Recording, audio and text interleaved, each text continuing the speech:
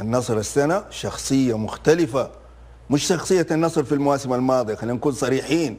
لا لا لا لا، لعب وتنويع ومتعة كروية يقدمها النصر، سيمفونية.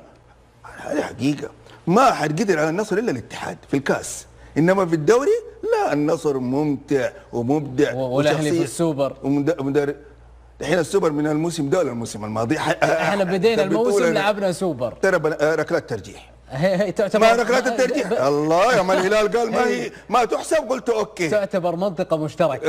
ركلات ترجيح، فوز الاهلي ركلات ترجيح. البركة في حارس النصر بينيت. انا سعيد جدا ان العقيدي اللي بيلعب ما يعني مضيع اللاعب محترف بينيت يلعب منتخب البرازيل، يلعب في منتخب العالم، مستويات متواضعة، وبنته يخسر النصر في أكثر من موقف.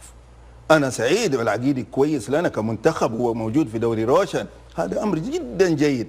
أما النصر كفريق السنة شخصية مختلفة عن الموسم، لأجل كده ممكن النصر السنة يكون فرس رهان، وممكن أنك تراهن على النصر أنه يكون بطل. كل يتعاطف مع النصر. أنا لا تنسى الهلال مع انزاجي برضه شخصية مختلفة. لا شوف، الهلال مو مع انزاجي، الهلال باستمرار هو معيار القوة في الكرة السعودية، منافس دائم للبطولات. هذه تحب الهلال ما تحبه يجب انك تنصفه في هذا المنطق، دائما منافس، وهو المنافس للآن امامي. المنافس الفعلي للنصر على بطولة الدوري هو الهلال ومستويات الهلال. لكن هل الهلال خالد السعود هل الهلال ممتع زي في أرض الملعب؟ لا والله، الهلال ما هو ممتع في أرض الملعب.